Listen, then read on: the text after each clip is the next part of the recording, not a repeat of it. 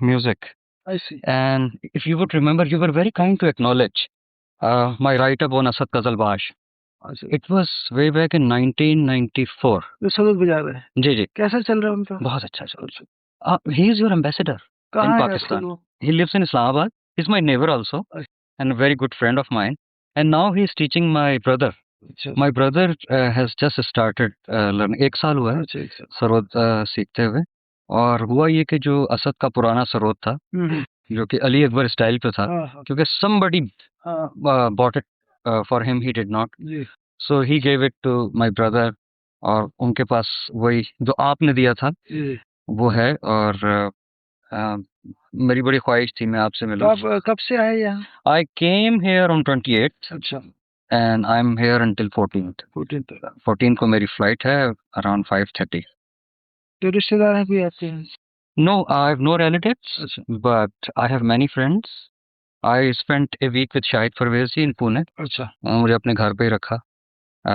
वो उनके ऊपर I'm writing a book. Pakistan गए वो? पाकिस्तान गए थी 2 बार जा चुके हैं। एक बार 2005 में, फिर 2006 में। कोई और सितार की हुई है वहाँ? शुजात अच्छा, शुजात एक बार ज्यादा गए। कौन गया? शाहिद परवेज 2 बार गए। लेकिन आपका बहुत बेताबी से इंतजार है। हाँ, काफी गैप हो गया वहाँ। बहुत गैप हो गया और आपकी बहुत बड़ी फॉलोइंग है। आप उन चंद आर्टिस्ट में से हैं जिनकी बहुत सीडीज मिलती हैं मुझे, अच्छा, वरना किसी और की। ये देखिए सीरीज, इसमें याद में गति के लिए चाहिए। ये लाइव कॉन्सर्ट है हमारा, इसमें लिखा सब। Okay, thank you so much. ये 4 सीडी का लाइव कॉन्सर्ट्स के हैं ये सारे। ये भी नहीं देखा आपने? नहीं, मेरे पास आपके बहुत सारे तो मैंने यहीं से खरीदे, रिदम हाउस से। तो ये नए हैं सबका आपके लिए। Thank you so much, thank you so much, wonderful. ये न्यू का फ्यूजन है, माशाल्लाह बहुत। देखा ये आपने? नहीं, ये नहीं देखा।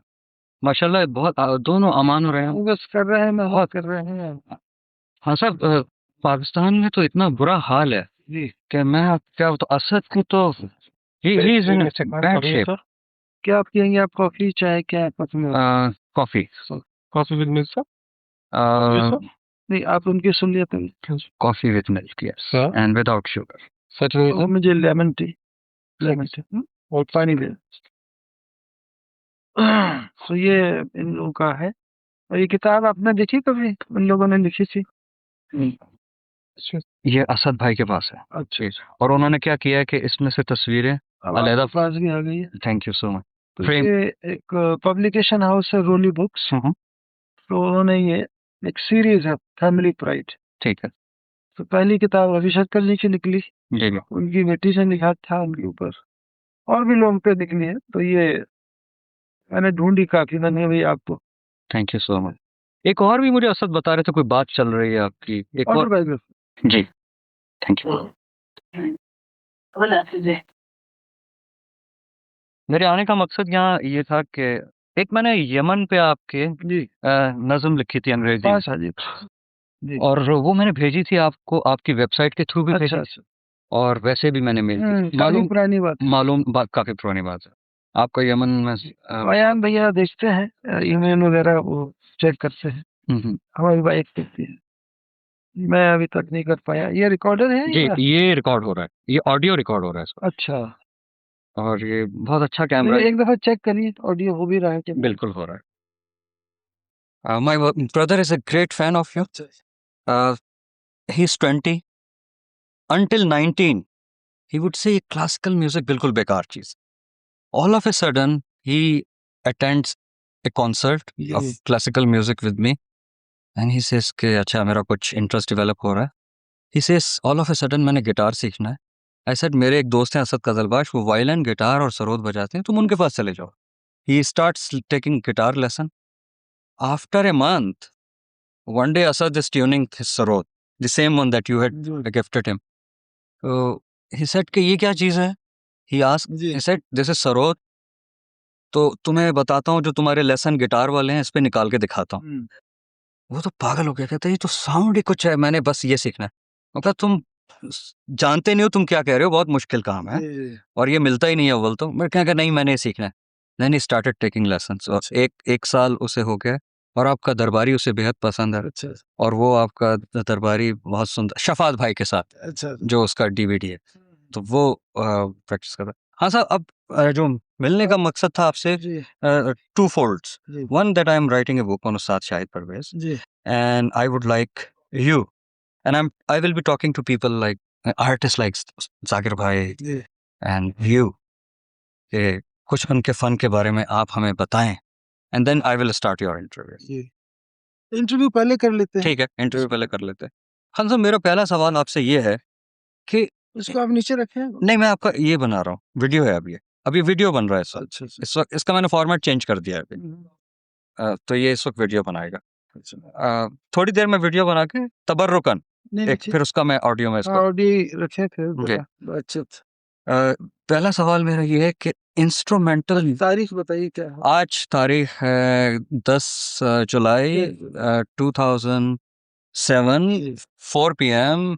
Is it Marriott? मेरी छोड़ Marriott, New Delhi, Saket Saket. I'm sitting with Ustad Amjad Ali Khan, and what is this place called? It's a very Saket Saket. Okay. it's a very No, this particular hall this is seems lounge, to be lounge. the seventh floor thing. Seventh floor. Lounge and they're very kind Hmm. that I generally meet people here Okay. and so because some renovation is going on in my house so Oh, yes. I'm coming out and meeting people in this place. My first question is, Khan Sahab, what is the difference between instrumental music and vocal music in terms of attracting both kind of audiences, learned as well as lay? ऐसा है कि audience को क्या पसंद आता है, audience को गाना पसंद आता है या ऑडियंस को बजाना पसंद आता है, क्या पसंद आता है ये मुझे नहीं मालूम और ये सिर्फ खुदा के किसी को नहीं मालूम है कि ऑडियंस क्या पसंद करती है। और सवाल ये है कि आज का गाना बजाना जो है वो लोग टेलीविजन पे जो देख रहे हैं उसमें ज्यादातर डांस हो रहा है। अगर गा रहा है तब भी डांस कर रहा है, बजा रहा है तब भी डांस कर रहा है। तो जो जमीन पे बैठ के स्टेज पे बैठ के इत्मीनान से जो हमारे मौसीकी का वो एक सिस्टम है, एक ट्रेडिशन है कि स्टेज पर बैठ के और उसको कंसंट्रेशन के साथ और सरेंडरनेस के साथ, कमिटमेंट के साथ, बहुत ही सिंसेरिटी के साथ सुर के ऊपर पूरा कंसंट्रेशन, लय के ऊपर पूरा कंसंट्रेशन हो और फिर अगर खुदा का करम है तो वो गाना हो या बजाना हो लोगों को पसंद आता है। कई लोगों का नहीं तो बहुत सारे ऐसे लोग हैं जिनका ना बजाना पसंद आता है ना गाना पसंद आता है। मैं ये समझता हूँ कि जब आर्टिस्ट को लोग प्यार करते हैं तो उसका अच्छा बुरा सब उनको पसंद आता है। आपको कहाँ सब ऐसा नहीं लगता कि इंस्ट्रूमेंटल म्यूजिक में बहुत डेवलपमेंट हो गई और वोकल में ग्रोथ रुक गई और एक स्टैग्नेंट हो गया वोकल? नहीं ये मैं नहीं कह सकता हूँ क्योंकि बहुत सारे स्टैग्नेंट इंस्ट्रूमेंटलिस्ट भी हैं और बहुत सारे स्टैग्नेंट वोकलिस्ट भी हैं। आज के दौर में जो पॉजिटिव बात है वो ये है कि there are much more performing artist today compared to 30 years back, 40 years back. Or in spite of the constant struggle, जो classical music में there was struggle, there is a struggle. नहीं, there is a struggle, there was a struggle, and there will be struggle. आइए please आइए। हम दोनों को focus कर लीजिए, 1 मिनट का क्लिप। इसमें आपको नजर आएगा पीछे होके। आप इस तरफ आ या वहाँ से हो सकता है, वहाँ बैठे हुए से यूं ज्यादा हो जाएगा ये क्यों? हाँ सर। थोड़ा सा बस 1 मिनट रख ले। हाँ साहब, आप कह रहे थे कि तो सवाल यही है कि आज इस कदर मौसीक़ार हैं स्पेशली इंडिया में, और तो स्ट्रगल था, स्ट्रगल है, स्ट्रगल रहेगा, और हज़ारों लोग हैं जो गा रहे हैं, बजा रहे हैं, लेकिन बहुत अब चंद लोग हैं जिनको दुनिया देखना चाहती है, सुनना चाहती है। लेकिन उसके साथ-साथ ये भी है कि कोई गलत नहीं गाता, ना कोई गलत बजाता है। ये हमारे बुज़ुर्गों ने, हमारे वालिद ने, हमारे उस्ताद ने यही हमें सिखाया है कि कोई किसी के अंदर कोई खराबी नहीं। आपको ऐसा, जिस तरह आप वोकल म्यूजिक को सितार पे गायकी अंदर गायकी में आप लेके आए चीजें सब और काफी थे। मुझे ऐसा लगता है, जब मैं आपको बहुत से सुनता हूँ, आज अगर किसी गायक को कहा जाए, आपने तो गायकी की है, आज अगर किसी गायक को कहा जाए कि तुम ये चीज एक्जैक्टली यूं गा के दिखाओ जो खान साहब ने कमक की तान है, देखिए ऐसा है, ये वो नहीं आई। बस हो गया। ऐसा है कि ये आप अखबार के लिए लिख रहे हैं? मैं डॉन के लिए, और ये इसके कुछ एक्सर्प्ट्स बुक में भी जाएंगे। अच्छा, तो मतलब ये मैं टेक्निकल बातें अवॉइड करता हूँ क्या? कि एक आम पढ़ने वाले को गमक क्या है उसका पता नहीं होता है।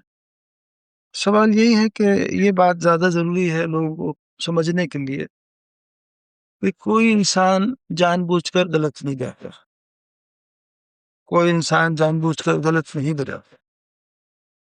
तो हर क्रिएटिव आदमी अपने दिमाग से ही गिव्स हिज बेस्ट। और सरोद कैसे बजना चाहिए, सरोद कैसे बजाना चाहिए, ये सिर्फ खुदा जानता है। हमें ये हक नहीं है किसी को कहने का जो वो गलत बजाता है या वो गलत गाता है। गलत क्या चीज़ है? इसका गलत और सही पर कोई कोई इसका तो खान साहब, क्या म्यूजिक में क्रिटिसिज्म का कोई कंसेप्ट नहीं है? नहीं। मेरा आप समझने की कोशिश करें बात को कि कोई इंसान जानबूझकर गलत नहीं गाता है, ठीक है। ना कोई जानबूझकर गलत बजाता है। उसकी किस्मत जब खराब होती है तो लोग उसे बुरा कहते हैं। अच्छा, जिस तरह पॉलिटिशियंस को एनालिस्ट, हम जैसे लोग जब अखबार में लिखते हैं, क्रिटिसाइज करते हैं, उनकी पॉलिसीज को एनालाइज करते हैं, उनको एडवाइस करते हैं, कोई म्यूजिक में ऐसा सिस्टम नहीं।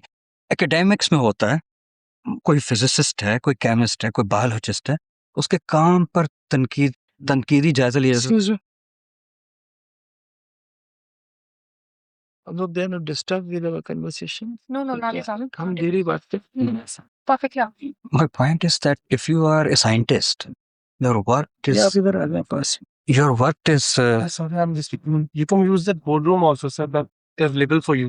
है? For you. Yeah. बोर्डरूम में? That boardroom. हाँ, वही मैंने क्या, because it's बातें वहाँ तक जाएंगी। बोर्डरूम में जाते हैं। Okay. So please. I'll serve it with drink over. हाँ, please. ज़्यादा please sir. ये चीजें ले आएंगे आप? ले आएंगे चीजें कैसे? सब आगे Okay. सर। नहीं, हमारे मुल्क में या हमारी फील्ड में, क्लासिकल म्यूजिक की फील्ड में कोई सेमिनार्स नहीं होती, कोई डिस्कशंस नहीं होते, ना ही कोई सिम्फनी बनती है। हिंदुस्तान में विदेश के लोग कहते हैं कि आपके मुल्क में हर इंसान सोलो बजाता है, सरोद बजाता है, सितार बजाता है। तो हिंदुस्तान में ऑर्केस्ट्रा क्यों नहीं बनी है?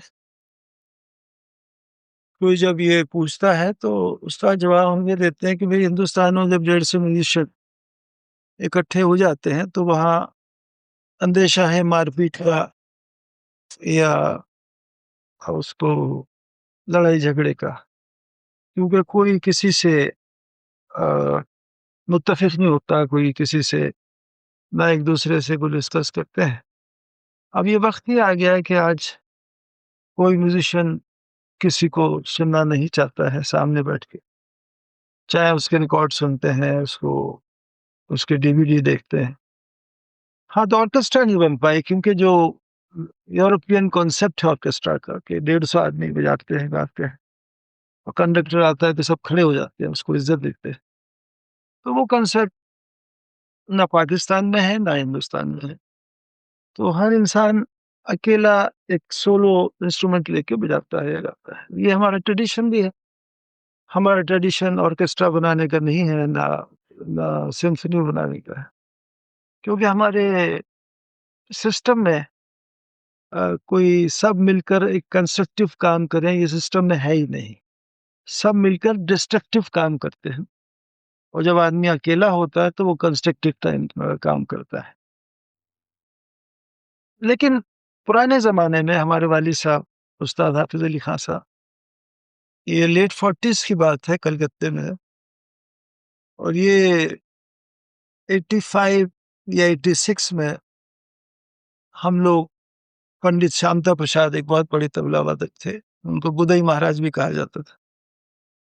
तो उनको ऑनर कर रहे थे, हर साल हम वालिद साहब के नाम से अवार्ड देते हैं, उस्ताद हाफ़िज़ अली खां साहब, उस्ताद हाफ़िज़ अली खान अवार्ड। जी, मैंने उसको देखा, वो एल.के. पंडित साहब के घर पे देखा। तो कलकत्ते में एक ऐसा प्रोग्राम हुआ कि वालिद साहब के बाद हमारे बहुत बड़े गायक थे उस ज़माने के उस्ताद अब्दुल करीम खां साहब, जिनकी बेटी पाकिस्तान में थी रोशन आरा बेगम। उनकी बेटी थी, सगी बेटी थी? सगी बेटी थी, वो सगे बाप थे और दूसरी बेटी थी हीराबाई बड़ौती का। अच्छा, हम समझते रहे उनकी सिर्फ शागिर्दा है। नहीं, बेटी थी। हुँ। तो इसीलिए हम बता रहे हैं कि आप लोगों को पता होना चाहिए हिस्ट्री भी थोड़ी। और उनको जब मैं पाकिस्तान गया था 85 में बजाने, एक कॉन्सर्ट मेरा फरीदा खानम जी ने कराया था। एक चैरिटी कॉन्सर्ट हुआ था वहाँ, पैसा इकट्ठा करा था मोहम्मद शरीफ पूंछ वाले साहब के। जी, उनका बेटा बहुत अच्छा सितार बजाता है, वो अशरफ मुझसे शरीफ। सीखना चाहता था, जी। उनका बेटा मेरे पास आना चाहता था। जी, बिल्कुल सही बात कह रहे हैं आप। तो मैंने उसके लिए कोशिश करी स्कॉलरशिप दिलाने की आईसीसीआर के थ्रू। अशरफ आता था मेरे पास वहाँ और मल्लिका पुखराज जी, उस वक़्त तो आना-जाना नहीं हुआ था पाकिस्तान इंडिया का। तो पहले 85 में मैं गया हूँ और वो 25 साल के बाद मैं इंडिया का पहला म्यूज़िशियन था जो परफ़ॉर्म जी किया। हाँ। ज़ियाउल हक साहब का वक़्त था और हमारे इंडिया के नटवर सिंह एम्बेसडर थे उस ज़माने जी। में। तो बहुत प्यार मिला, बहुत लोगों से। और उसके बाद फिर फरीदा खानम जी ने मुझे मोहम्मद शरीफ खान साहब की फैमिली के चैरिटी के लिए बुलाया था। तो रात भर का गाना बजाना हुआ था अलहमरा हॉल में जी हाँ।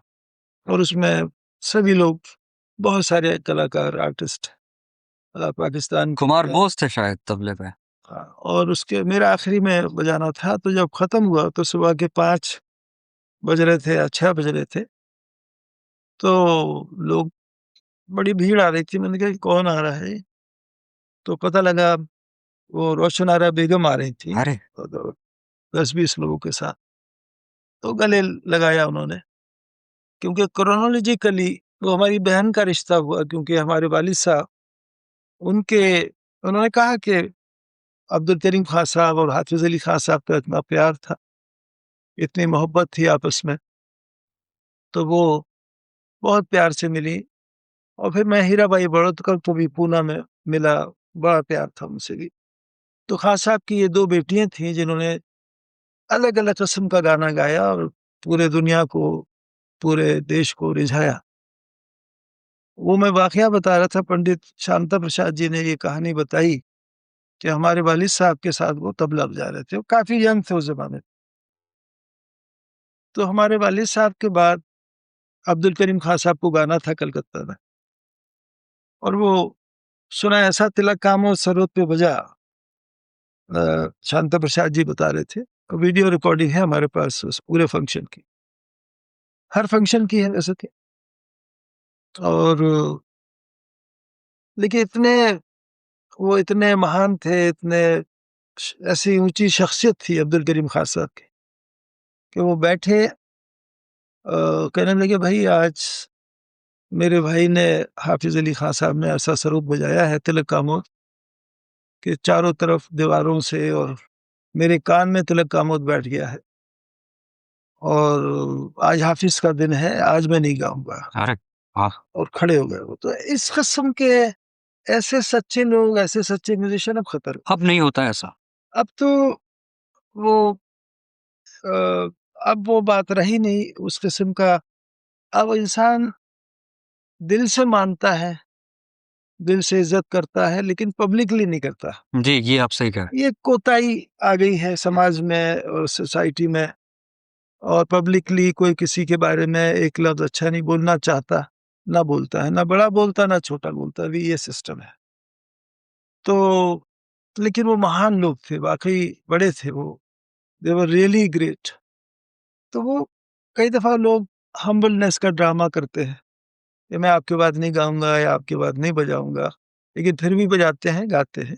लेकिन अब्दुल करीम खान साहब ने नहीं गाया। बिल्कुल। तो ये ऐसे सेंट म्यूजिशियन, ये हमारे वालिद साहब भी बड़े काइंड थे, बड़ा जनरस थे, बड़े गरीब परवर थे, बड़े तो इन सब चीज़ों से आज के दौर में मुझे ये लगता है कि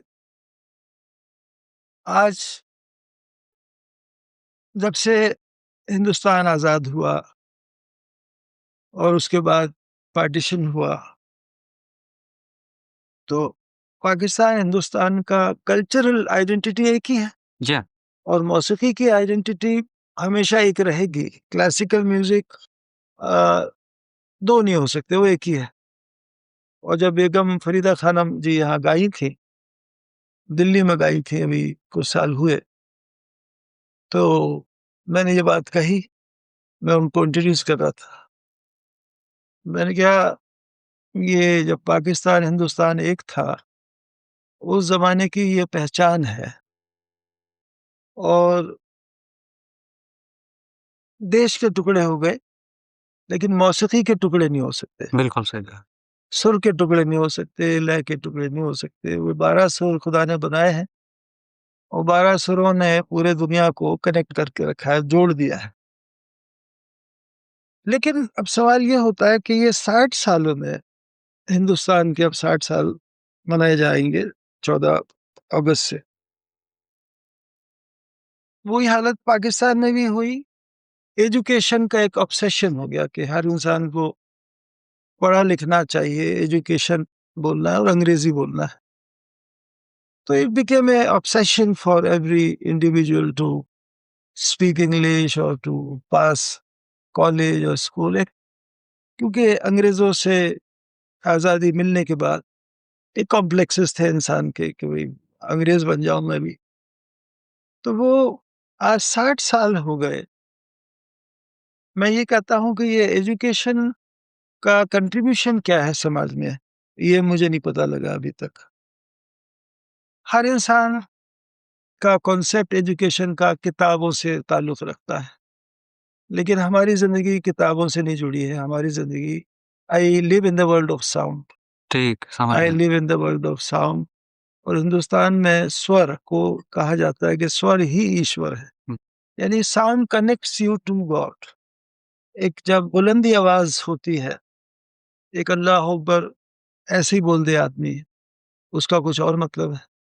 और एक अल्लाह अकबर साउंड के साथ जब बोलते हैं, मस्जिद से जो आवाज़ आती है क्या, अल्लाह अल्लाहू अकबर, तो इसका कुछ और, वाह! सुभान अल्लाह! इसका असर कुछ और होता है। तो जो साउंड है, वो साउंड म्यूज़िक कब बन जाता है? तो ये आदमी को सोचना है। तो एजुकेशन मैं समझता हूँ एजुकेशन का ज़ीरो कंट्रीब्यूशन है दुनिया में।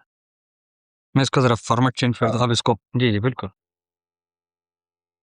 तो एजुकेशन का जो कंट्रीब्यूशन है, वो हिंदुस्तान हो या पाकिस्तान हो या दुनिया हो, एक ज़ीरो इसका कंट्रीब्यूशन है। क्योंकि education could not convey the simple message to the world that all of us have a common God. दुनिया में जो लाता है, वो एक ही शक्ति है, अ, एक ही ताकत है जो लाती है और एक ही ताकत है जो ले जाती है। लेकिन इस बात को दुनिया इसको समझ नहीं पाई दुनिया।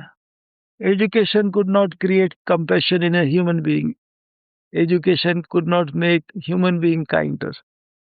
तो अब सवाल यह है कि आज का today's human being has become a symbol of arrogance, hatred and destruction. ये पुतला बन गया है, जो इंसान है वो हैवानियत का पुतला बन गया है। लेकिन हाँ सब म्यूजिशियन भी तो बहुत एरोगेंट म्यूजिशियंस भी हैं। वही लाइक मोज़ार्ट हिमसेल्फ वाज वेरी, जो मैंने अमादियुस जो देखी है, इससे तो मुझे ये लगा मोज़ार्ट वाज वेरी एरोगेंट। मैं पूरे दुनिया के इंसानों की बात कर रहा हूँ, उसमें पॉलिटिशियन भी है, म्यूजिशियन भी है। इंसान की क्वालिटी कमजोर हो गई है, मैं ये कह रहा हूँ। तो इसमें इसलिए 9/11 हुआ। हम्म। वो एक नफरत का इजहार था, और हम चाहते हैं कि दुनिया में लोग महसूस करें कि ये ताकत कौन सी है जो लाती है और ले जाती है। और पढ़ाई लिखाई अगर ये हमें एक दूसरे के नज़दीक नहीं ला सकी है, बल्कि और नफरत बढ़ा दी पढ़ाई लिखाई ने, तो शायद हमारा पढ़ाई लिखाई का सिस्टम कमज़ोर है। इसको रिव्यू करना चाहिए, इसको देखना चाहिए कि भाई सिर्फ स्कूलों में ये किताबें पढ़ाने से और मार्क्स लाना और पास हो जाना, ये दैट्स नॉट एवरीथिंग। और दूसरी चीज़ यही है कि यंगर जनरेशन के अंदर नफरत इंजेक्ट नहीं करी जाए। आज आप देखिए, जिसकी लंबी दाढ़ी हो जाती है उसको आदमी समझता है कि मौलवी है, या बहुत बड़ा विद्वान है, या बहुत बड़ा नॉलेजेबल आदमी है, या बहुत, क्योंकि हिंदुस्तान की सबसे बड़ी मासूमियत ये है कि ये जहाँ लंबी दाढ़ी देखते हैं वहीं सजदा कर देते हैं। अच्छा। ये हिंदुस्तान की मासूमियत है, जिसका लोग फायदा उठाते हैं। हर मजहब के लोग हैं यहाँ, बहुत सारे मजहब हैं, तो इनको झुकने का शौक है। ये हिंदुस्तान की ताकत है। हाँ सब ये बताइए कि इस वक्त मैं थोड़ा सा टॉपिक जी। चेंज करता हूँ, फिर इसकी तरफ आएंगे। आज से 40 साल पुराने अमजद अली खान साहब में और आज के अमजद अली खान साहब में क्या फर्क है? और बहुत ऑनेस्टली हर तरह से म्यूजिक की टर्म में वो पूछा, सरोद की। ऐसा है कि जो मुझे नज़दीक से जो लोग ऑब्जर्व करते आ रहे हैं मेरे मौसीकी को, मेरे म्यूजिक को, तो मैं, हमें बताइए क्योंकि हम बहुत दूर बैठे हैं। नहीं नहीं, हम वही बता रहे हैं कि जैसे जो नज़दीक है हमारे, जिसे हमारे मौसीकी से प्यार है, वो हर 10 साल में अमजद अली खान का एक चेंज हो जाता है प्रेजेंटेशन का उनका, जो एक बड़ा नेचुरल ग्रोथ है ये क्रिएटिविटी का। जो आदमी स्टैग्नेंट हो जाते हैं, जिन लोगों के गाने बजाने में सारी जिंदगी कोई फर्क नहीं पड़ता है, ऐसे भी लोग हैं, वो भी गलत नहीं है। आइए, और राइट साहब जी। ऐसे भी लोग हैं, इधर आ जाओ।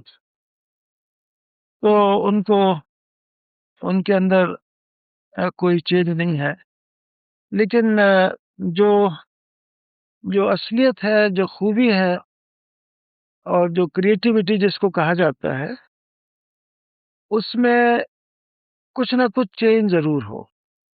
जिस तरह से आपके अपीयरेंस में चेंज आ जाता है जी हाँ। कि 10 साल में आप कुछ और हैं, 20 साल में कुछ और हैं, फिर 30 साल में कुछ और हैं, फिर आपकी दाढ़ी आ गई, मूछ आ गई, और फिर 40 में कुछ सफेदी आ गई, 50 में ये हो गया। तो ये जिस तरह से इंसान की उम्र में चेंज आता है, तो उस तरह से सोच विचार में भी चेंज होना चाहिए। हमारा चेंज होता रहा है, और क्योंकि हमने इस बात को महसूस किया है कि 2 किस्म की मौसीकी है दुनिया में, एक है कन्वेंशनल और एक है ट्रेडिशनल। तो बहुत लोग, ज़्यादातर लोग हमारी फील्ड के ट्रेडिशन का ज़िक्र करते हैं, लेकिन उन्हें ये नहीं पता कि ट्रेडिशन में बहुत आज़ादी है, और जो कन्वेंशनल है, बहुत ही महीन फ़र्क है। इंग्लिश के अल्फाज़ों का आप समझते होंगे कि कन्वेंशनल वो है कि लकीर का फ़कीर। जी हाँ। जैसा मेरे दादा ने भी मूंछ रखी थी तो मैं भी रखूँगा। अबे भाई, अपने दिमाग से सोच, कि ठीक। तुझे सूट करेगी कि नहीं। दादा को तो करी सूट, बिल्कुल। ये वाली साहब को करी। तो ये मेरा ये कहना है कि हर इंसान का गुरु ये इजाज़त देता है। आपके वालिदैन, आपके गुरु ये इजाज़त देते हैं कि भई, हमारे वालिद साहब खुद कहते थे कि नहीं बेटा, हमने ऐसा करा, अब जिसको तुम ठीक समझो, जैसा तुम ठीक समझो वैसा करो। तो ये बहुत ही महान, बहुत ही ऐसे गुरु मिलना बहुत मुश्किल बात है कि जो गुरु ये कहे कि जो तुम ठीक समझो वो करो। ऐसे गुरु सदियों में पैदा होते हैं। नहीं तो हर गुरु कहता है जो मैं कह रहा हूँ वो सही है, बिल्कुल। और जो मैं कह रहा हूँ वो कर तू। तो आज हमारे वालिद साहब ऐसे नहीं। आज आपको अपने म्यूज़िक में क्या चैलेंजेस नज़र आते हैं? आज के चैलेंज, आज की तारीख में? देखिए, ऐसा है कि पहली बात तो ये है कि I am not a entertainer. जी। I am a humble representative of a long legacy. तो I am in this world, or the God has sent me to this world for music. I am committed to music, committed to the purity of music, sanctity of music, sacredness of music. I should always be the cause of honor of music. I should not be the cause of humiliation of music. So that is the role of a representative. कि भाई, I'm not available for everybody.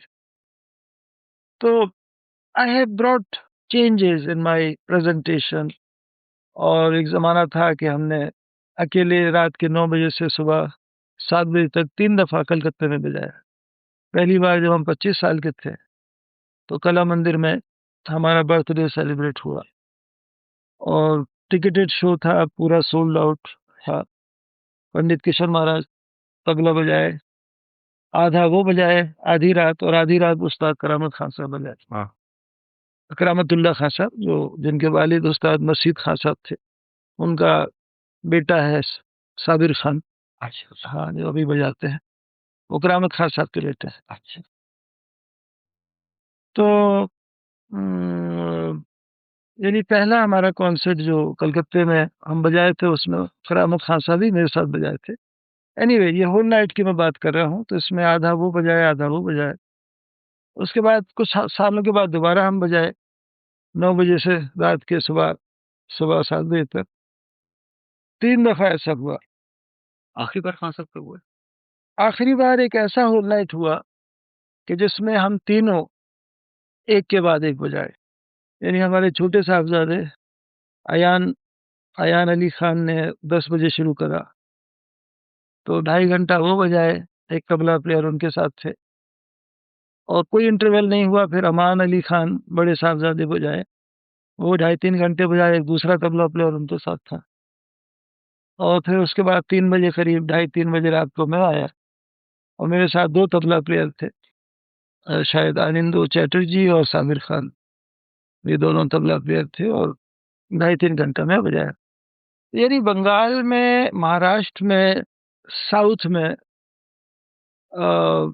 ख़ास तौर पर बंगाल में और महाराष्ट्र में ये ताकत है, सुनने की ताकत, कि भई 3 स्रोत एक के बाद एक, विदाउट इंटरवल, और टिकेटेड शो, और वो सोल्ड आउट हो और हाउसफुल हो, ये खुदा का करम है।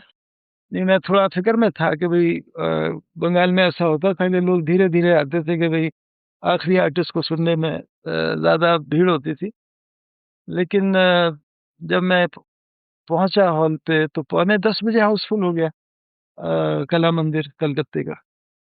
तो ये लोगों का प्यार है, मोहब्बत है, और ये मोहब्बत को, कुछ लोग मोहब्बत को ख़त्म करना चाह रहे हैं दुनिया से। तो ये, इसका हम आप सबको ध्यान रखना है कि ये जो मोहब्बत है मौसीक़ारों के लिए और मौसीक़ी के लिए, ये कायम रहे और बढ़ती रहे, और ये टूटे नहीं।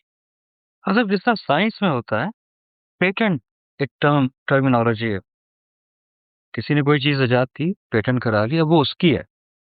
कोई दुनिया का दूसरा शख्स ये क्लेम नहीं कर सकता। इस तरह म्यूज़िक में क्या आप समझते हैं, ऐसा नहीं चाहिए कि अगर आपने कोई बंदिश या गत बना दी, तो वो आपके नाम से मंसूब हो जाए। क्योंकि ठीक है, माना कि वो सीडी में आ जाएगी, पर कल को वो कोई और बजा ले कोई आदमी, और वो ये क्लेम कर दे नहीं मैंने फला जगह अनरिकॉर्डेड बजाई थी और किसी ने मुझसे सुन के रिकॉर्ड कर लिया और क्रेडिट ले लिया, तो ऐसी चीज नहीं होनी चाहिए आपके ख्याल में क्या? नहीं, ऐसा है कि हमारे यहाँ पेटेंट नहीं हो सकता ये मेडिकल वर्ल्ड में है और साइंस में है। मतलब मोज़ैक का म्यूजिक तो पेटेंट है, रिटन। वो आप यूरोपियन म्यूजिक की बात कर रहे हैं, जी। लेकिन हमारा जो म्यूजिक है वो हमें फिक्र नहीं है कि कोई हमारी कंपोजिशन बजाए। हम खुश होते हैं कि कोई हमारी कंपोजिशन बजाए। लेकिन अगर वो एक्नॉलेज नहीं कर रहा और वो ये कह रहा है कि ये तो मेरी है, फिर? हाँ, तो वो उसको खुदा देखता है। ऐसे लोगों की हम खुदा के हवाले कर देते हैं। ऐसे लोग जो मुनकिर हो जाते हैं, जी। जो रिबेलियस हो जाते हैं, उनको हम खुदा के हवाले कर देते हैं। उसका हिसाब हम नहीं करना चाहते, क्योंकि हम छोटे से एक शख्सियत है और हम अ, जो हमें जो तकलीफ पहुंचाता है उसका इलाज खुदा करता है। अब आप अपनी म्यूजिक में क्या नई मंजिलें देख रहे हैं आने वाले? अब माशाल्लाह इतना अरसा हो गया, कोई नई मंजिलें नजर आ? नहीं, अब ये है कि माशाल्लाह शागिर्द लोग बजा रहे हैं और अमान बजा रहे हैं, अयान बजा रहे हैं। अब हमारे लिए सबसे बड़ा चैलेंज घर में ही है कि जैसे-जैसे अच्छा माशाल्लाह अमान बजा रहे हैं या अयान बजा रहे हैं, तो हमें एक नया रास्ता खुदा दिखाता है फिर। ये नोटिस करने वाली चीज़ें हैं कि जो लोग पिछले 30 साल से अगर हमें सुन रहे हैं, तो आज का अमजद अली खान क्या है? तो मैं जो 10 साल पहले करता था वो आज कर रहा हूँ, ऐसा नहीं है। वो खुदा देता है। जो रास्ता अब हमारा बच्चा अख्तियार करता है वो रास्ता हम छोड़ देते हैं। वाह! जो अमान जिस तरफ जा रहे हैं हम कुछ और रास्ता ढूँढते हैं, अयान जिस तरफ जा रहे हैं हम कुछ और रास्ता ढूँढते हैं, क्योंकि वो तो हमें फ़ॉलो कर रहा है। और हमने कभी ये नहीं कहा कि बेटा ये मत बजाओ, ये हमारी चीज़। कई ऐसे हैं जो घर में परेशानियाँ होती हैं, लेकिन बचपन से एक खुदा का करम है कि हमने उन्हें बड़ी नेचुरल एक ब्रिंगिंग अप घर में मिली है कि बचपन से उन लोगों ने जिसके रिकॉर्ड सुनना चाहा सुना, जिसका सितार, जिसका सरोद, जिसका गाना। लेकिन कभी हमने वो चाहे हमें पसंद हो या ना हो वो अलग बात है, लेकिन हमने ये नहीं कहा कि बेटा इससे मत सुनो या उसे सुनो। खुद सुन के उन्होंने अपनी ओपिनियन बनाई सबके बारे में, फिर लोगों से मिले, देखा और आज वो अच्छी तरह जानते हैं कि किस कदर नफ़रत भर गई है इस म्यूज़िक की फ़ील्ड में। उस इस बात से उनको तकलीफ़ है बहुत और वो देख रहे हैं कि भई ये क्या हो गया है? तो इसीलिए मैं फिर आपको ये बात कह रहा हूँ कि कोई मेरा हक़ ये नहीं है कि मैं किसी को ये कहूँ कि वो गलत सरोद बजाता है या गलत सितार बजाता है। अरे यार! हम सही हैं कि नहीं इसका क्या पता? सवाल ये है कि फिर मैं इस बात को कह रहा हूँ कि सितार कैसे बजना चाहिए, सरोद कैसे बजना चाहिए, खुदा जानता है और बाकी किसी को कुछ नहीं पता। अरे वाह! हाँ। जितना जिससे हो सकता है वो बजा रहा हो। और सबसे बड़ी बात ये है जो मैं फिर कह रहा हूँ कि कोई जानबूझकर गलत नहीं बजाता, जानबूझकर गलत नहीं गाता है। जिसकी किस्मत खराब होती है, हुँ। उसको दुनिया रिजेक्ट कर देती है जी। और जिसके ऊपर खुदा का करम होता है, लोग उसे सुनने लगते हैं। हाँ साहब, गुरुकुल या ये गुरु शिष्य परंपरा, ये जिस तरह आपने सीखा होगा, क्या आपके शागिर्द भी उसी तरह सीख रहे हैं? रिस्पेक्ट का वही आलम है उस्ताद की, उसी तरह खिदमत सेवा की जाती है, उसी नहीं, तरह? हर किस्म के शागिर्द हैं। अब मैं ये नहीं कह सकता कि सारे ही खराब हैं। बहुत सारे हिस्टोरिकली उस्तादों को कुछ शागिर्दों से तकलीफ पहुँची और कुछ शागिर्द हमदर्द थे। आज खुदा का शुक्र है, आज हमारे पास बहुत सारे ऐसे हमदर्द लोग हैं, हमारे चारों तरफ। और बहुत सारे ऐसे हैं जो सीख-साख के चले गए। लेकिन अब सबसे बड़ी बात ये है और सबसे इम्पोर्टेंट बात ये है कि हर इंसान अपनी मंज़िल तक पहुँचे। आपके तो 2 बड़े एहसानात हैं पाकिस्तान पे, असद कज़लवाश की सूरत में, सिर्फ़ वो बजा रहे हैं पूरे पाकिस्तान में सरोद, और इतना आपका नाम लेते हैं, यानी कोई बात ज़रा-सी भी कोई सुनने को, यानी नहीं, कोई खुदा उनको और कामयाब के करे।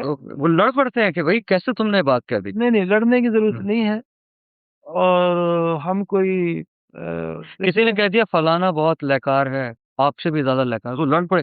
अरे कहाँ से, सारे म्यूजिशियन मैं बुलाता हूँ, जी जी तारी साहब को बुलाता हूँ, उनको बिठाता हूँ, और एक एक तान लगाऊंगा, अमजद अली खान साहब की लगाऊंगा और दूसरों की लगाऊंगा, फिर मुझे कोई गिन के नहीं बताए। नहीं, सवाल यह है कि खुदा उनको कामयाब करे, और लड़ने की जरूरत नहीं है, किसी से उलझना भी नहीं है, क्योंकि हम अपनी औलादों को यही कहते हैं कि ये बहुत लंबा रास्ता है। आज वो कोई म्यूजिशियन हो, वो छोटी बातें करे या बड़ी बातें करे, तो सिर्फ बातें करने से आप मंजिल तक नहीं पहुंच सकते हैं। खुदा करे हर इंसान अपनी मंजिल तक पहुंचे।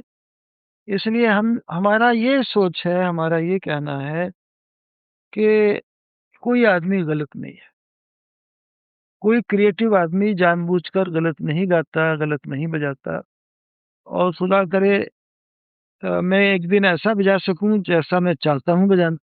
अच्छा। हाँ, और खुदा करे मैं अपनी मंजिल तक पहुंचूं। मतलब आमीन। मंजिल बहुत दूर है, मंजिल बहुत दूर है।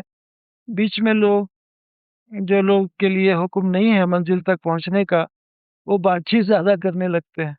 हाँ सर, आपके म्यूजिक पे किसने इन्फ्लुएंस किया आपको सबसे ज्यादा, बहुत मुतासर हुए आप जिससे, और वो इम्बाइब कर लियो, सरायत कर लियो, और आप किन, वो कौन हजरात हैं जिनको आप सुनते रहे और आप जिनको आइडोलाइज करते रहे? ये बहुत सारे लोग हैं, कुछ नाम। बहुत सारे, ज्यादातर गवैये हैं, ज्यादातर गायक लोग हैं।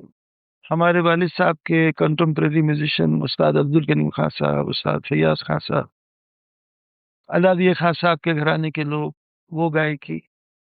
और सवाल यह है कि हमने कोई ऐसा कॉन्ट्रैक्ट नहीं बनाया है कि हमें सब कुछ बजाना है जो कुछ दुनिया में होता है।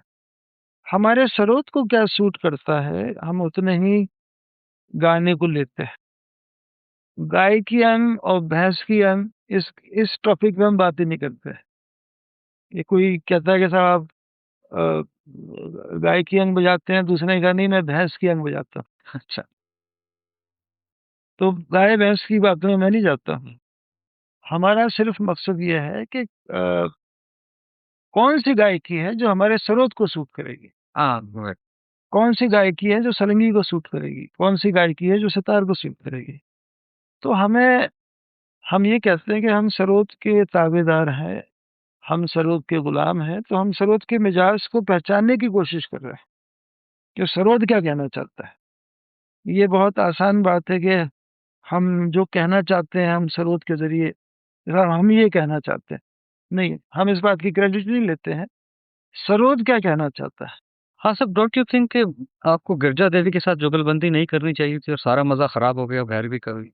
नहीं, गिरजा देवी एक बहुत मशहूर गायिका है और बहुत नाम है उनका, बड़े बड़े लोगों से सीखा है। और बहुत अरसे से ख्वाहिश थी हम लोगों की एक साथ एक एल्बम करने की, तो वो एल्बम हो गई। और एक एक अलग मजा है उसका, एक अलग उसका मैसेज है। एक हमने बंगाल की सिंगर थी सुचित्रा मित्रा, उनके साथ हमने एक एल्बम करी है, डुएट। वो बंगाली गाने गा रही है, रविंद्र संगीत। और तो वो रविंद्रनाथ टैगोर को हमने ट्रिब्यूट दिया है। और तो इस किस्म से वायलिन के साथ भी हमने डुएट टी एन करा है। कृष्णन के साथ मैंने सुना है। एल एल सुब्रमण्यम के साथ अभी अच्छा। एल्बम आया है। लालगुडी जयरामन के साथ सबसे पहले जी। करा। M S Gopal. गोपाल कृष्णन के साथ करा। साउथ के वीणा वाले थे एमिनी शंकर शास्त्री के साथ, हमने उनकी वीणा के साथ बजाया। वो थे एक दुर्रे अयंगार, उनके साथ बजाया। तो विदेशी लोगों के साथ भी गाना बजाना होता है, तो इसीलिए हाँ सरोद। सर, जिस तरह अली अकबर खान साहब और रविशंकर ने किया सरोद से था, ऐसा नहीं किया आपने? नहीं, ऐसा है कि हर इंसान के साथ जुगलबंदी या डुएट, इंग्लिश में डुएट कहते हैं, कि डुएट बजाया जा सकता है। लेकिन सबसे ज़्यादा ज़रूरी है कि मन का डुएट हो पहले, वाह। एक दूसरे के लिए प्यार हो, इज़्ज़त हो, तो फिर साज़ कुछ भी हो वो बज जाते हैं। और अगर इज़्ज़त नहीं है, एक दूसरे के लिए नफ़रत भरी है, तो वो ऐसी जुगलबंदी वो नहीं चल पाती है। अभी बिस्मिल्लाह खान साहब के साथ हमने बजाया, 15,000 लोग थे दिल्ली में, जिसका आपको सीडी दिया है, वो लाइव रिकॉर्डिंग। अगस्त के महीने में बजाए थे, 18 अगस्त को दिल्ली में हुआ था। तालकटोरा स्टेडियम में। तो एक बहुत बड़ा वो टेंशन था कि इतने बुजुर्ग उम्र का बड़ा फ़र्क था। कम्युनिकेशन कोई रिहर्सल नहीं, कुछ नहीं, बैठ गए स्टेज के ऊपर। अब कैसे आप सुनो उस रिकॉर्ड को, कैसे बजाना कि बुजुर्गों के साथ जो आपसे उम्र में बड़े हैं, पुराने ज़माने के हैं, उनके साथ ये अपनी अदब, तहज़ीब जो है हमारे हिंदुस्तान की तहज़ीब, तमीज़, शर्म और लिहाज़, ये ख़त्म होता जा रहा है। तो ये पढ़ाई-लिखाई ने तहज़ीब को भी ख़त्म कर दिया। कैसी पढ़ाई-लिखाई है? कि आदमी अंग्रेज़ बनना चाहता है, अपनी आइडेंटिटी खोना चाहता है, अंग्रेज़ियत को अपनाकर बड़ा खुश होता है वो, और उसको आज हिंदुस्तान में दोनों हाथ जोड़ के आदमी नमस्कार कर रहा है। इससे बड़ी इज़्ज़त कोई दे ही नहीं सकता। दोनों हाथ जोड़ के जैसे माफ़ी माँगता है मिलकर। इस नमस्कार का वो नमस्कार जी। Sorry, I'm sorry to disturb you. No, no. I see you. Your face is so familiar. Yes, I'm Sarabjit Dhawan. I'm from ITC only. Oh, अच्छा, अच्छा। हाँ जी, हाँ जी। मिलिए जी ग्रैंड मराठा में Yes, yes. आपका वहाँ special Your face is so familiar. yes sir, so nice meeting you. I was actually supposed to go to another room अच्छा, by अच्छा। mistake. नहीं, मोस्ट वेलकम, मोस्ट वेलकम। नमस्कार। हाँ साहब, आप जी बहुत कम आर्टिस्ट आप जैसे खुश लिबास हैं। इसका सीक्रेट क्या है? इतनी जबरदस्त माशाल्लाह आपकी कैरिस्मेटिक। दो लोग मुझे बहुत लगे कैरिस्मेटिक, एक जाकिर भाई जी। और एक आप। ऐसा है कि जब आपको पता है कि अभी आपको दुनिया में कितना और पाना है,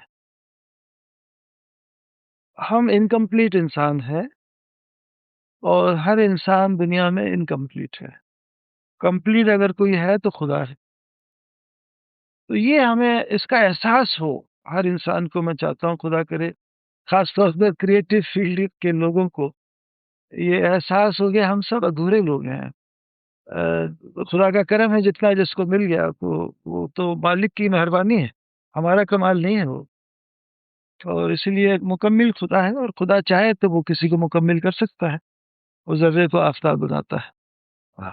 तो ये हमारे ख़यालात हैं और ये हम चाहते हैं कि दुनिया में रहमदिली के ऊपर लोग ज़रा ध्यान दें। जो बेरहमी फैल रही है, वो किसी भी मज़हब में अलाउड नहीं है। इंसानियत क्या चीज़ है कि आज हम लोग हमारे घर में हमारी वाइफ़ हैं जिनका नाम शुभलक्ष्मी है, जी, आप जानते हैं। बिल्कुल सर। आपने उन पर राग भी एक वो एक राग शुभलक्ष्मी में बनाया है। क्या? तो किस तरह से उन्होंने बच्चों के लिए बच्चों पे वक़्त दिया, बच्चों को एक वैल्यूज़ दी, ट्रेडिशन की वैल्यूज़ दी, ख़ानदान की अहमियत को समझाया। और अ, आज ये है कि सबसे बड़ी बात अमान और अयान की यही है कि they have balanced the tradition and westernisation. वो उनको जहाँ हाथ जोड़ने की ज़रूरत है, वहाँ वो नमस्कार करते हैं, जहाँ आदाब करने की ज़रूरत है, वहाँ आदाब करते हैं, जहाँ पैर छूने की ज़रूरत है, वो पैर छूते हैं, और जहाँ वो हाय-बाय करना है, तो हाय-बाय भी कर लेते हैं अपने दोस्तों में। उनके बिज़नेस इंटरेस्ट क्लैश तो नहीं करते? दोनों में एज गैप कितना है? 2 साल का कोई गैप बिज़नेस है। इंटरेस्ट क्लैश तो नहीं करते? खुदा का शुक्र है अभी तक तो दोनों क्या हम तीनों को कोई क्लैश नहीं है और हम चारों को भी कोई क्लैश नहीं है। चारों? खुदा का 4 मतलब हम 4 हैं घर में। अच्छा। और लेकिन हमारे सोच-विचार जो हैं कि we feel connected with every soul of the world. मैंने सुना है अमान की शादी होने वाली है, तो क्या आप उन पास ही रखेंगे, जॉइंट फैमिली रखेंगे या आप फ्रीडम देंगे नहीं, अमान? ये जो मैं बात कर रहा हूँ इसे आप सुन लें ज़रा ध्यान से जी, जी। कि we feel connected with every soul of the world. ये हमारे घर का जो फ्लेवर है, ये बहुत ज़रूरी चीज़ है जो हर इंसान इस बात को सोचे। हम ये नहीं कह रहे कि हमारे जैसे काम करें सब, लेकिन इस बात को सोचे कि भई हम जिसके अंदर खुदा ने एक रूह दी है, जिसके अंदर एक सोल है, तो we feel connected with every soul, we feel connected with every song of the world. तो हम किसी को गैर नहीं समझते और हर इंसान की हम इज़्ज़त करते हैं और जितने भी मज़हब हैं दुनिया में हम उसकी इज़्ज़त करते हैं। हाँ, हाँ साहब, ये क्रिटिसिज़्म आप पे होता है, ये मैंने जी। पाकिस्तान में ये बहुत स्ट्रॉन्ग क्रिटिसिज़्म। क्या? और ये मुस्लिम म्यूजिशियंस इन इंडिया, ये भी ये क्रिटिसिज़्म, यही जो आपके घर के, I don't want to say, जी, जी। You would have understood it. जी। इसको आप कैसे एड्रेस करते हैं? वही आप समझे नहीं जो मैं मैंने कहा। वही समझ रहा हूँ। तो ये आप समझने की कोशिश करिए कि I feel connected with every soul. Okay. एक जानवर भी है, उसके अंदर भी एक रूह है, वो भी मेरा रिश्तेदार है। बिल्कुल, बिल्कुल। हाँ, ये दुनिया में जितनी खलकत है वो सब मेरे रिश्तेदार हैं, ठीक है, क्योंकि सबकी कॉमन रूह है वो। ठीक है। एक तरह से आया है दुनिया में और एक ही तरह से जाएगा, तो हम किसी को गैर नहीं समझते। हर इंसान हमारा रिश्तेदार है। हाँ जी। तो खुदा करे आपस में प्यार रहे, और हमें जो काम करना है वो काम की तरफ ध्यान हो, और बस मोहब्बत प्यार रहे इंसान के अंदर। और ख़ास तौर पर यंगर जनरेशन जो है, इसको इनके अंदर नफ़रत इंजेक्ट ना करी जाए। हाँ, सब अपनी फैमिली को किस तरह यूनाइट रखना चाहते हैं? जॉइंट फैमिली में या अलग-अलग किस तरह? क्योंकि अभी तक तो आप चारों एक हैं। अब आगे अल्लाह मालिक है, आगे क्या होगा वो तो देखा जाएगा। आपकी क्या ख्वाहिश है? मेरी ये ख्वाहिश है कि सब खुश रहें, दुनिया में हर इंसान खुश रहे, हर इंसान आबाद रहे, हर इंसान को शांति रहे, और हर इंसान अपनी मंज़िल तक पहुँचे, ये मेरी ख्वाहिश। समझ गए? थैंक यू खान साहब। अब कुछ मैं जो आपसे ज़िक्र किया था कि हाँ, किताब के बारे में, हाँ। शायद तो इसको मैं ज़रा मोड चेंज कर लूँ। शाहिद भाई के बारे में कुछ। मुझे बहुत खुशी है कि आप उस्ताद शाहिद परवेज़ के ऊपर किताब लिख रहे हैं, और मैं इनकी कामयाबी से बहुत खुश हूँ और इनके काम से बहुत खुश हूँ। और मेरा ये खुशनसीबी है कि मैंने इनके इनके दादा को मैं मिला हूँ, उस्ताद वहीद खां साहब को। अच्छा, वो हमारे घर के आस-पास ही रहते थे और दिल्ली में रहते थे, और बहुत ही अच्छा उनका सुव्यवहार, सितार उस्ताद इनायत खान साहब के छोटे भाई थे, और इनके शाहिद मियाँ के दादा थे, और उनके वालिद साहब को भी मैं मिला हुआ हूँ, और इन्होंने बड़ी मेहनत करी है और बहुत स्ट्रगल किया है। स्ट्रगल, जैसा मैंने आपको पहले कहा, कि हर क्लासिकल म्यूज़िशियन और क्लासिकल वर्ल्ड पूरा स्ट्रगल से भरपूर है, और पहले भी स्ट्रगल था, आज भी स्ट्रगल है और कल भी स्ट्रगल रहेगा। तो अपने ख़ानदान का इन्होंने सितार और अपने बुज़ुर्गों की जो ख़ासियत है सितार की, उसको कायम रखा है और उसको माशाल्लाह आगे बढ़ाया है। और को इन्होंने किस-किस से इनको इंस्पिरेशन मिली है, ये तो आपको ये खुद ही बताएँगे, उसमें ज़्यादा अच्छा बात है। लेकिन मैं इनकी तरक्की से, इनकी कामयाबी से खुश हूँ, और आई फील वेरी प्राउड, और इनसे बड़ी उम्मीदें हैं कि ये खुदा करे हमारे देश का और अपने बुज़ुर्गों का नाम रोशन करें। और कुछ खान साहब क्रिटिकली एनालाइज़ कर सकते हैं कि म्यूज़िक बस या इतना ही कहा हूँ, जो मैं चाहता हूँ वो मैं बोल रहा हूँ आपको, और उनको मैं शुभकामनाएँ दे रहा हूँ। उनको खुदा करे ये किताब लोगों को पसंद आए, थैंक यू। और खुदा करे ये अपनी ज़िंदगी में अपनी मंज़िल तक पहुँचे, और इनकी औलादें, इनके शागिर्द, और चारों तरफ से मैं इनके बारे में बहुत अच्छा सुनता हूँ, और लोग इनकी तारीफ़ कर रहे हैं, और खुदा करे ये अपनी मंज़िल तक पहुँचे। Thank you. अब खान कज़लबाश का बहुत बुरा हाल है पाकिस्तान में, और अगर वो सरोद बजा रहा है, सॉरी, अगर वो सरोद बजा रहा है तो खान साहब ये बड़ा कमाल है। क्या अह, बहुत मुश्किल है सर्वाइव करना उसका सरोद। पता नहीं, मैं हैरान हूँ किस तरह कर रहे हैं। It is in bad shape, और उसके इंस्ट्रूमेंट के भी प्रॉब्लम है। वही खालिद खान साहब को इस बात को कितना अर्सा हो गया, ये नो कब आपने सरोद दिया था। कारें चेंज हो जाती हैं, रिपेयर नहीं होती, लेकिन वो फिर भी वो बजा रहा है, मेहनत कर रहा है।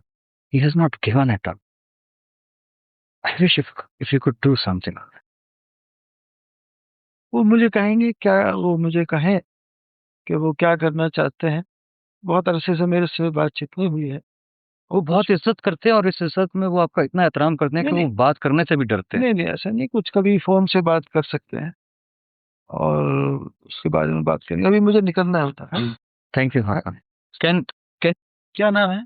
उनका नाम है असद भाई, असद कजलबाश, और शेरी मेरे भाई का नाम। शेरी। शेरी। अच्छा, 20 इयर्स अच्छा, अच्छा। एंड ही इज डूइंग तो सीए। मुझे बहुत खुशी है कि शेरी सरोद सीख रहे हैं असद मियाँ से, और ये खुदा इनको बहुत खुशियाँ दे, और लेकिन ये नहीं है कि अगर उनको सरोद में जब मज़ा ना आए तो सरोद छोड़ दें। अगर उनको गिटार बजाना चाहते हैं तो गिटार बजाएँ, कीबोर्ड बजाना चाहते हैं तो कीबोर्ड बजाएँ। क्योंकि सरोद एक मुश्किल साज़ है, इसमें रियाज़ करना पड़ता है काफ़ी।